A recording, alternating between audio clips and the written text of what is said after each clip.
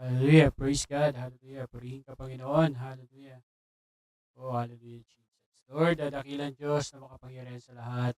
Panginoon, salamat sa gabing ito, Panginoon. Kami yung dinako sa iyong gawain. Kahit ito'y online, Panginoon. Salamat sa tatlo na nandito, Panginoon, na nagkatipon para sa iyong gawain, Panginoon. Dalangin namin, Panginoon, ang iyong banal na presensya, Panginoon. Sabi mo nga, where there are two or three gathered in your name, there you are in the midst of us. Panginoon, we are three, Panginoon, at alam namin, Panginoon, nandito ka sa aming kalagitnaan. Ang dalangin namin, Panginoon, na pangunahan mo ito, Panginoon, at basbasan mo, Panginoon, ang iyong banal na Espiritu. And Lord, we pray, Lord, na magkaroon kami, Panginoon, ng mga wisdom, Panginoon, at kung ano man ang mensahe na iyo may babahagi sa amin, Panginoon. At dalangin din namin, Panginoon, ang iyong anointing, Lord, sa bawat isa, Panginoon. And bigyan niyo po kami, Panginoon, ng kalakasang spiritual and ang desire, Panginoon, na mas makilala ka namin, mas deeper, at mas lalo pa kami lumalim sa iyo, sa aming relationship sa iyo, Panginoon. Lord, salamat po muli, Panginoon. Naway ikaw maging sentro, Panginoon. Ikaw ang aming tinataas, pinapupurihan, niluluwala at itinadakila. In your mighty name, Jesus Christ, we pray. Amen. Supuri na Panginoon kasi nasa lugar tayo ng worship and tunay nga binigay ng Lord sa atin yung baptism ng Holy Spirit, yung refilling tayo ni Sister Yai. So, kanina nagsasalita ka, nagtatanong ako, sabi ko, ano ba yung message natin, Brother Job? So, ito yung prelude, kumbaga, ito yung back-up doon sa Sunday natin, Brother Job, which is yung peace of God. Amen. So, basahin ko po ang verse po, mga kapatid, bago tayo mag-pray. Sabi po ng John 14:27, kung meron po tayong mga Bible po dyan, John chapter 14, verse 27. Sabi ni Jesus, before siya umalis, sabi ni Jesus, peace I leave with you. My peace I give to you. Not as the world giveth, I give unto you. Let your heart be not troubled. Let not your heart be troubled. Neither let it be afraid. So, tindigan niyo po mga kapatid. Ito po ay bago po siya pumunta po sa ma-crucify po siya, sinabi niya po ito sa kanyang mga disciples. Alam natin na pinagkanulo po siya ni Judas, pero meron pa rin po siya sinabi, peace I leave with you. My peace I give unto you. Ano po yung binibigay na peace ni Jesus? Yun po yung Jesus kind of peace. Yun po yung shalom. Ito po yung fulfillment ng shalom, mga kapatid. Brother Job, ito yung fulfillment ng shalom, Sister Sen. Ang shalom, binanggit yan sa Book of Gideon na sinabi, Jehovah Shalom. Di po ba? Ngayon po, sa Book of Judges pala, Kings. Sa Book of Kings po, sinabi po ay, I am God who is Shalom. Siya po ang Jehovah Shalom. At ito pong, my peace I live with you, sa Greek word po ng peace dito, hindi po siya shalom. Di ba po, pag nag-Peace of Tabernacle tayo, sinasabi natin, shalom, shalom, peace, peace. Pero dito po, yung peace po nito sa Greek word is Irenai. Irenai. Kumbaga, Irene, parang gan Irene, Irenai. Hindi po ito kaibang peace ng shalom, kundi ito po ay Irenai, which is the fulfillment po ng shalom. So, ibig sabihin po, sabi po ni Jesus, peace I live with you. Ano raw yung iiwan niya? Kapayapaan, Sister Yai. Amen? Ano yung iiwan niya? Sabi niya, my peace, yung kapayapaan ko, ang iiwan ko sa inyo. Hindi niya sinabing shalom, ang sinabi niya, Irenai. This is the Jesus kind of peace na iiwan niya sa atin. Yung peace of God is si Jesus Christ mismo. Sabi po ng Efeso, our peace is Jesus. Sabi po ng Efeso 4, sabi niya, and He is our peace. Siya ang ating peace. So, ang shalom po is the fulfillment. Ang tawag siya ay Irenai, na ang tawag po ay fulfillment po ng Old Testament na shalom. At tawag po doon is Jesus kind of peace. Yung uri ng peace na kapayapaan, ang sabi po ni Jesus, my peace, yung kapayapaan ko, ang iiwan ko sa inyo.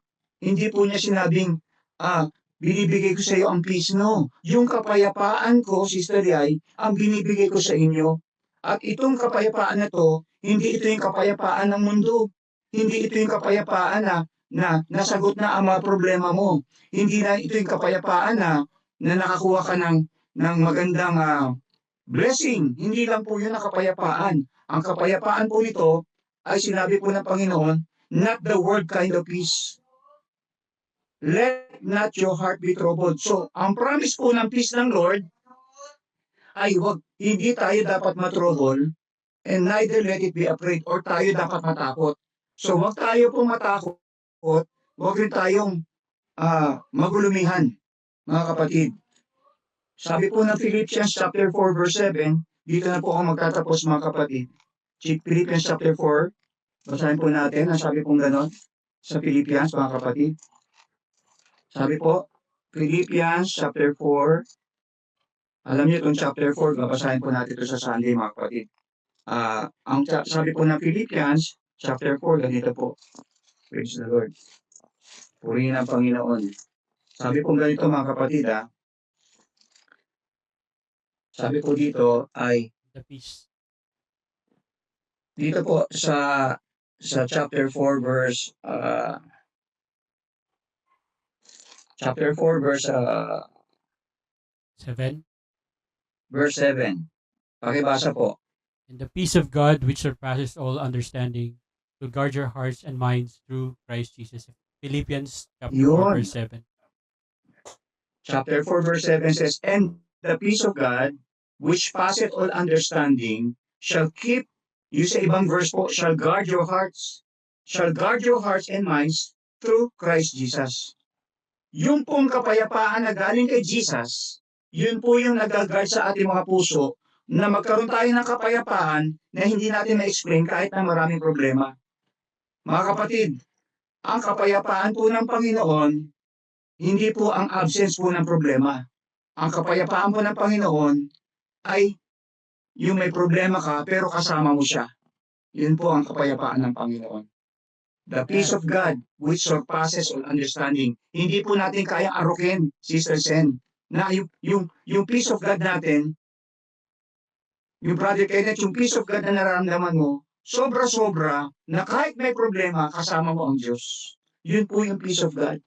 Na siya po ang gagalaw doon sa problema dahil ang tawag natin doon is God is in control.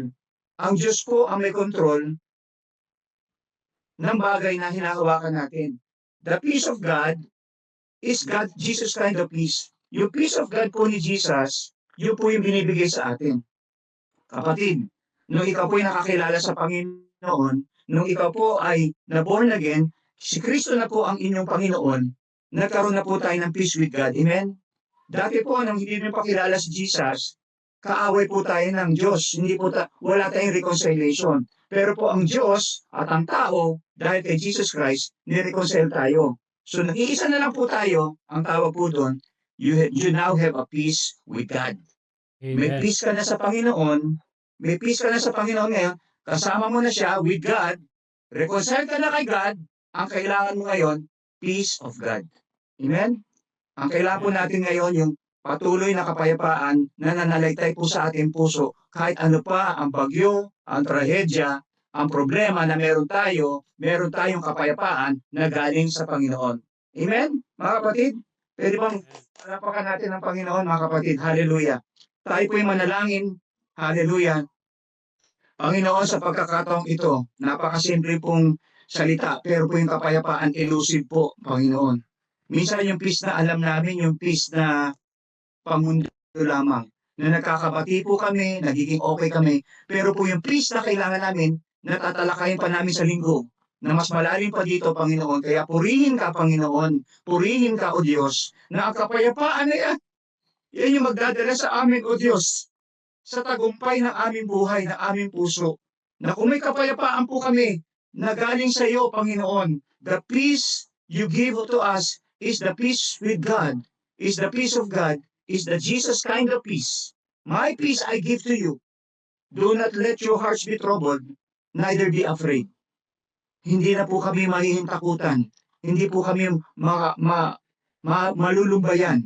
Hindi po, Lord, kami maguguluhan. Kasi po, We are at peace with God. And we are at peace of God. We have a peace of God which surpasses all understanding.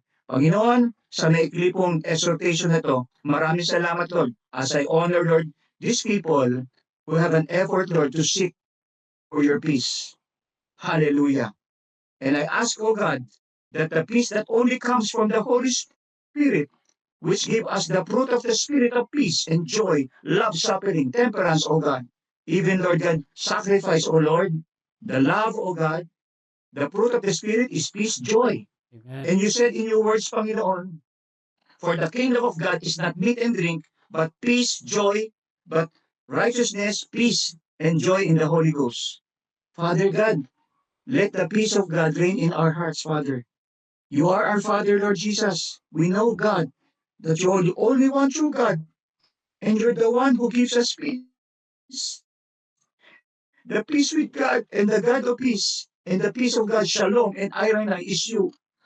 Kayo po ang lahat ng yon. So Lord, today, we ask you, God, to give us your peace, which surpasses all understanding, as we guard our hearts and minds, at it guards our hearts and minds, in Jesus Christ's name. Father, maraming salamat po sa buhay ng aking mga kapatid. Kahit po yung first time po dito, damayan na po sila, O God, ng kapayapaan na gagaling sa iyo. And we expect more of the baptism of the Holy Ghost come Sunday, come worship Sunday, because we'll tackle more about your peace, O God. The peace that surpasses all understanding, the peace that comes from you, the manna from heaven. Oh, hallelujah. Oh, the food that we eat, the spiritual food that we eat is your word of God. And this is the peace that gives us, Lord God, strengthening, encouragement, restoration, and even hope. You are, O God, our blessed hope, Father God. Thank you for this, brethren. I ask you, Lord, to pray for, I ask, Lord God, for special prayer, Lord God, for peace of God, for Brother Kiko and his family, for Brother Ken, Brother Miguel, O God, Sister Ria, O God, Sister Yai and her family, and Sister Asenat, even Brother Arman and his family, O God, and even, Lord God, Brother Job. And kahit kami, Panginoon, we ask for your peace. And let the peace of God rule in our hearts. Let it rain right now, God. Yes, Lord. Can I ask you, Lord, can I ask you, brothers, to just raise up your hands, kahit hindi ko kayo nakikita, raise up your hands as a sign of surrender before the Lord and say, I need your peace, O God. Amen. And let the peace of God rule in my hearts right now, in Jesus' name. And let the Holy Spirit, even we are distant afar, let the Holy Spirit baptize you. Let the Holy Spirit fill you right now. Let the Holy Spirit give you the power to withstand all trials and tribulations in your life. Let the peace of God reign in our hearts today. Let the peace of God that surpasses of all understanding shall guard our hearts and minds in Jesus Christ's name. Hallelujah. Lord, let it be so, the peace of God, which will be a blessing to us, even the household, even the house of God, even the tomorrow, even the next day, even the whole week, Lord God, we will worship you because we have your peace that you have given to us generously, Lord God, unconditionally, O God. Oh, glory to God. And may the peace of God be unto you all, brethren, even to us, family. Let the peace of God reign, rule, guard our hearts and minds. In Jesus Christ's name. Amen. Amen. Amen. Amen. Amen. Everyone say amen. Amen. Praise the Lord. Amen. So, Amen. God God bless, Brother Job. lagi naman natin ito ginagawa. No? Salamat, Pastor Raydan. God bless you. And pwede ba natin pag-pray muna si Pastor Raydan bago siya umalis? Bago tayo tumuloy sa ating takeaway or ating one word. No? Amen. Dakilang Diyos na makapangyarihan sa lahat, Panginoon. Nagkakaisa ka pa yung Panginoon na sa panalangin, Panginoon, para kay Pastor Raydan sa kanyang safe travel, Panginoon, kay Alice, sa ibabiyahe, Panginoon. And ingatan niyo po, Panginoon, ang kanyang paglalakbay, Panginoon, at ikaw ang maging gabay ng kanilang sakyan, Panginoon, at ang magdadrive ng kanilang ng kanyang sasakyan, Panginoon. Maging safe po siya at bigyan niyo siya ng wisdom, Panginoon, at anointing, Lord God. And Lord, samahan mo siya, Panginoon, all throughout, Lord, sa kanyang pag-alis ng bahay hanggang sa kanyang pagbalik. Dakilan Diyos, salamat po muli. Ikaw ang aming tinataas, pinapupurihan, niluluwalhati at dinadakila. In your mighty name, Jesus Christ, we pray. Amen. No? magkaroon na tayo ng one word tungkol sa ating pinag-aralan. It's about peace, no? Kinuha ang lesson sa John 14:27 and sa Philippians 4:7. Sige po, hindi ko na-explain na mahaba dahil baka mawala na kayo ng one word. Ako hindi one word, peace of God. Peace of God na, yun nga, yung peace of God, kaya tayo, nakakapag, diba yung fruit talaga ng Holy Spirit yan. And yun nga, gaya na sinabi ni Jesus Christ, iniiwan niya yung peace niya. So siya din yun. So siya din yun, ang banal na spirito niya, iniiwan niya sa atin. Kaya talagang we are able to, ah, magkaroon ng temper, ng patience, yun nga, yun yung mga bagay na nata-transform din sa atin. Yung mga part na yun ng ano natin, ng character natin. Kasi patunay na tinupad ng Lord yung pangako niya sa atin, na yung kapayapaan niya ay nasa atin. So despite ng mga worries, despite ng provocation, alam mo yun yung napoprovoke ka, nate-test yung patience mo, andun yung kapayapaan talaga. Kaya yung peace of God na nag-guard ng heart natin, si Jesus Christ din. So, yun lang sa akin. Amen. Sister Yai, ikling takeaway. Ayun, yung ang talagang nag-ano sa'kin is yung understanding. Kasi 'di ba yung peace na nanggagaling sa kay Lord is hindi talaga natin maarok, hindi maarok ng understanding natin, na 'pag ano ka kasi talaga 'pag anointed ka ng Holy Spirit, hindi mo alam kung bakit kahit may problema ka na ayun, kagaya sa akin kasi ang worries ko talaga yung mga anak ko na especially si Elix ngayon na halos everyday bumabiyahe para mag-aral. So, hindi kasi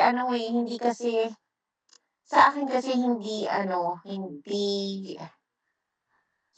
ako comfortable sa Manila.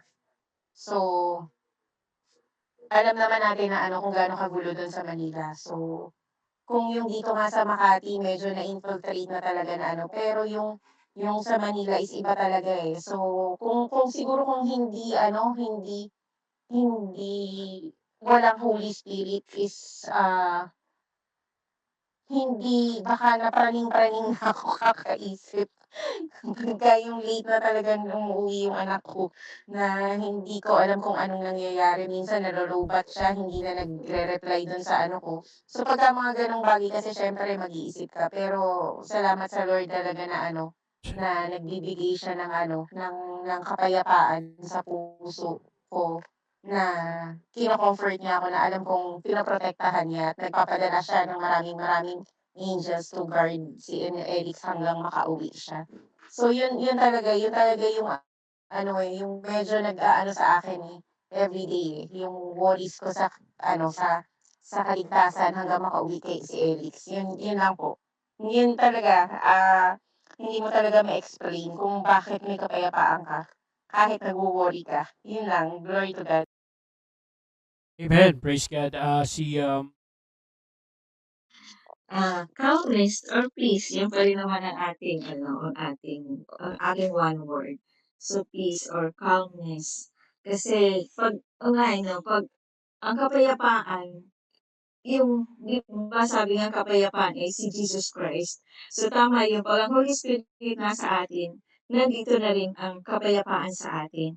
And naalala ko yung 'di ba si Jesus Christ nasa bangka, nasa boat, 'di ba? Tapos nagwo-worry sila dahil, nandiyan na yung storm, 'di ba mga kapatid? Tapos ang Lord natutulog lang. So parang tayo rin yun, na minsan dumarating sa atin yung mga worry, dumarating sa atin yung mga alam natin mga bagyo sa buhay natin, nagwo-worry tayo. Pero andiyan lang pala ang Lord sa atin, nasa loob lang pala. 'Di ba katulad yung nandun lang pala sa bangka ang Lord.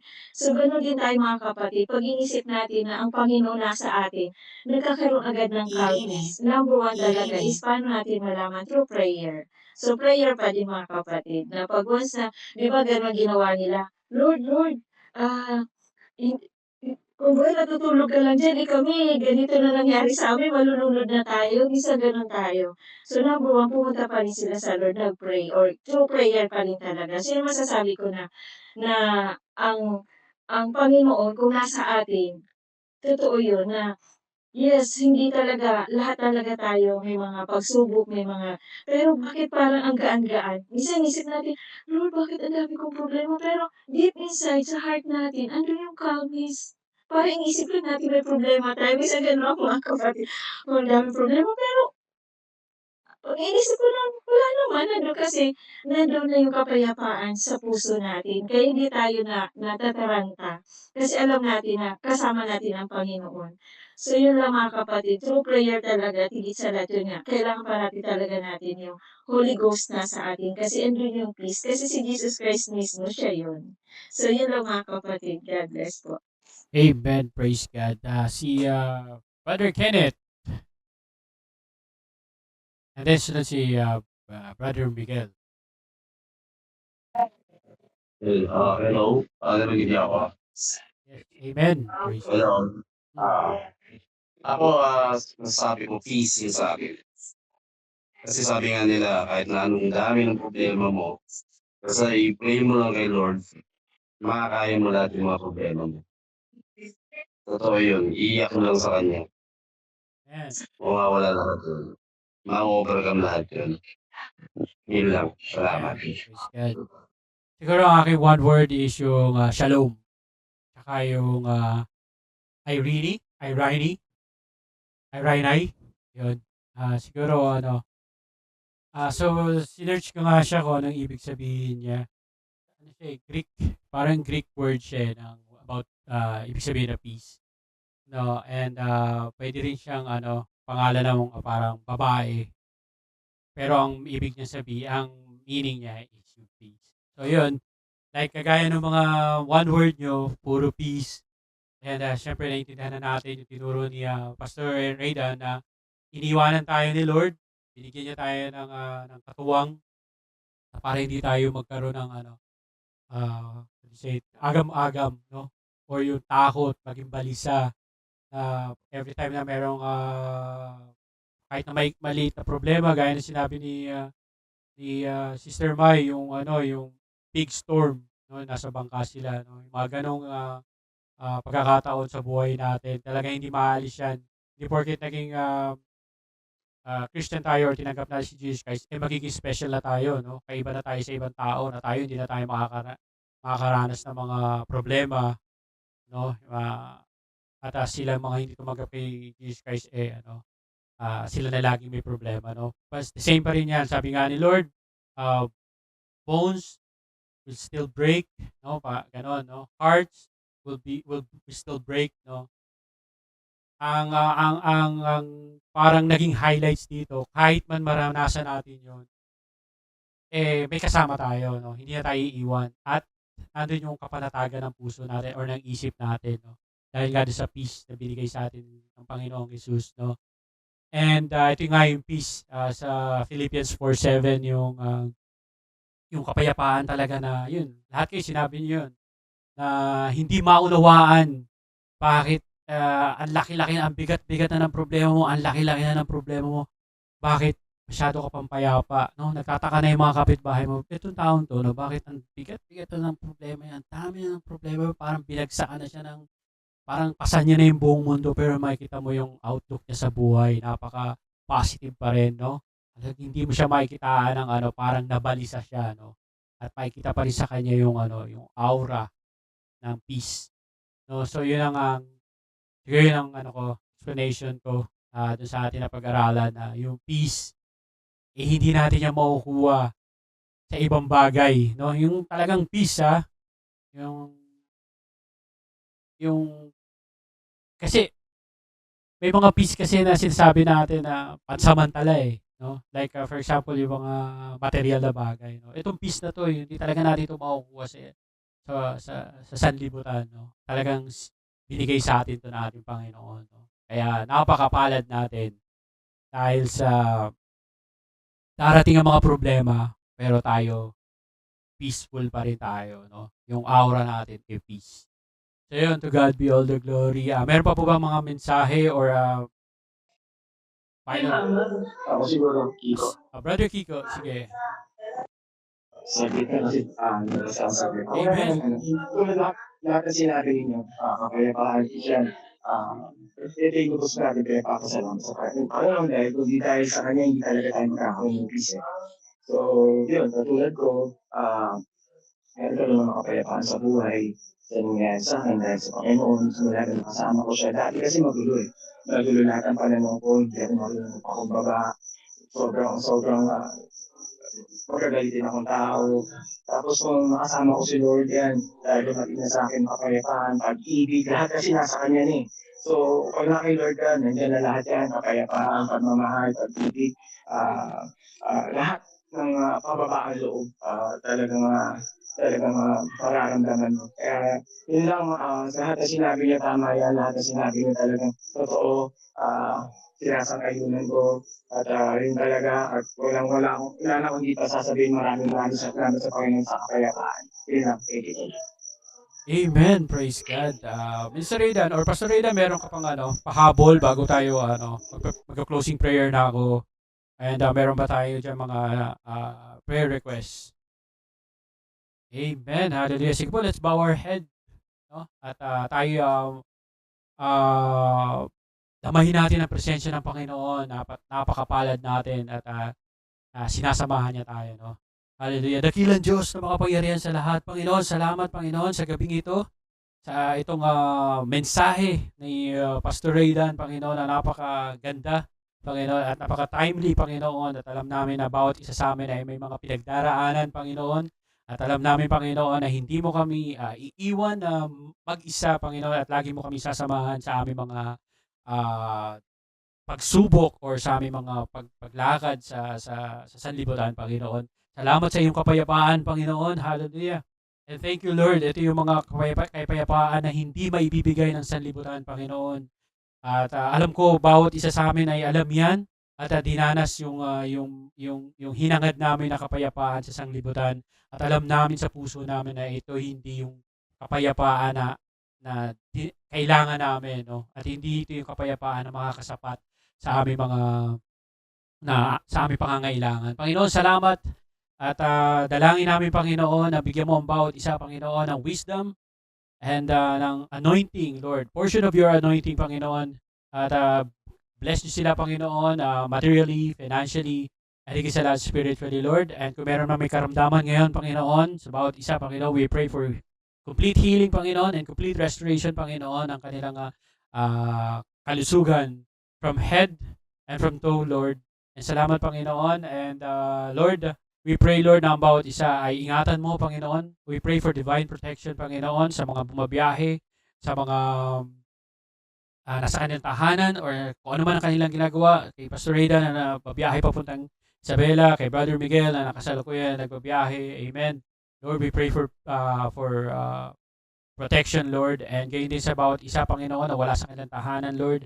And Lord, we pray, Lord, sa aming pagtulog mamayang gabi, Panginoon, let it be your will, Lord, na maging peaceful ang aming pagtulog hanggang sa aming pagkising, Panginoon. And ingatan niyo po ang bawat isa, ang kanilang mga tahanan, Panginoon. Ingatan niyo sila, ilayo sila sa mga kapahamakan, sa mga trahedya at sa mga kalamidad, Panginoon. Lalo na ngayon napapasok, may bagyo na papasok, Panginoon. And Lord, we pray, Lord, na ikaw ang maging sentro ng tahanan ng bawat isa, Panginoon. Hallelujah. And Lord, salamat po muli, Panginoon. Ikaw ang aming tinataas, pinapupurihan, niluluwalhati, dinadakila. In your mighty name, Jesus Christ, we pray. Everybody say amen. Salamat po sa bawat isa and ingat po kayo and God bless you. And keep safe, lalo sa bagyo. And lagi manalangin. Lagi manalangin and lagi magtiwala kay Lord na meron tayong peace. Amen. God bless you and good night. Bye. Bye. Bye. Amen.